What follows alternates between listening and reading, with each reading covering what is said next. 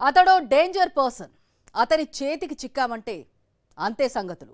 ఏకంగా విదేశాలకు విక్రయించేస్తాడు. సైబర్ నేరగాళ్లకు అప్పగించేస్తాడు. తన సంపాదన కోసం ఎంతకైనా తెగించే రకం ఆ రాక్షసుడు. అలా వందల మందిని ఇప్పటికే దేశం దాటించేశాడు. విదేశాల్లో నక్కిన ఆ కరుడుగట్టిన వ్యక్తిని పోలీసులు ఎట్టకేలకు పట్టుకున్నారు. అతనెవరు? అతను చేసే నేరాలేంటి? ఫోటోలో కనిపిస్తున్న ఇతను హితేష్. ఇతను ఉండేది గుజరాత్లో. యువకుల జీవితాలతో చెలగాటమాడాడు ఇతడు. కొలువుల పేరిట వందలాది మంది భారతీయులను విదేశాల్లోని చైనా సైబర్ కేఫ్లకు విక్రయించిన మానవ అక్రమ రవాణా డాన్ హితేష్ ఎట్టకేలకు అరెస్టయ్యాడు. గుజరాత్లోని పోర్బందర్కు చెందిన హితేష్ మానవ అక్రమ రవాణా సూత్రధారి. ఇతను థాయిలాండ్, మయన్మార్, లావోస్ దేశాల్లో సైబర్ నేరాలకు పాల్పడే కేఫ్లకు మనుషులను అక్రమంగా పంపిస్తాడు. విదేశాల్లో కంప్యూటర్ ఆపరేటర్ ఉద్యోగాలిప్పిస్తానని, నెలకు $1,00,000 జీతమని నమ్మబలికి ఒక్కో వ్యక్తిని $3,000 చైనీస్ సైబర్ కేఫ్లకు విక్రయించేవాడు. మన దేశంలో ఇతనికి ప్రతి రాష్ట్రంలో ఏజెంట్లు ఉన్నారు. ఇప్పటి వరకు అతడు దాదాపు 300 మందికి పైగా భారతీయులను అక్రమ రవాణా చేసినట్టు సమాచారం. ఇతని ఏజెంట్లలో జగిత్యాల జిల్లా ధర్మపురికి చెందిన శ్యామారావు, రాజశేఖర్ ఒకడు.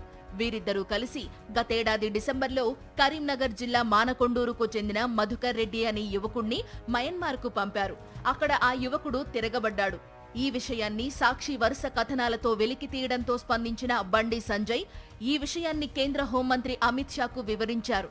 దీంతో తొలుత అక్కడ సైబర్ కేఫ్లో చిక్కుకున్న 540 మందిని మయన్మార్ సైన్యం సాయంతో కాపాడారు. తెలంగాణ సైబర్ పోలీసులు కూడా దీనిపై కేసు నమోదు చేసి దర్యాప్తు చేస్తున్నారు.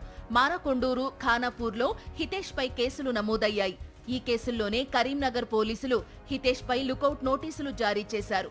మరో కీలక నిందితుడు రాజశేఖర్ లావోస్లో తలదాచుకుంటున్నాడని సమాచారం.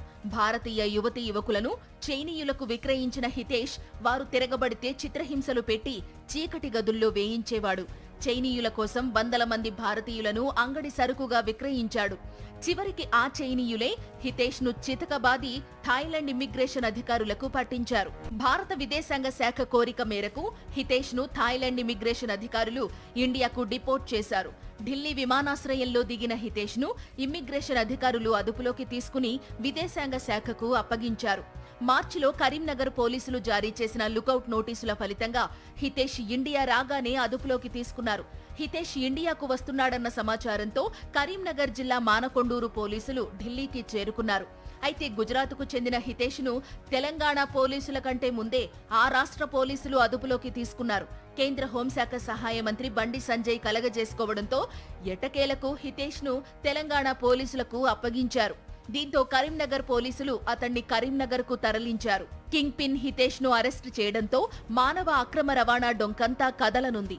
ఇప్పటి వరకు ఎంతమంది యువకులను మోసం చేశాడు, ఏ దేశాలకు భారతీయ యువకులను అక్రమంగా రవాణా చేశాడనేది పోలీసులు కూపీలాగుతున్నారు.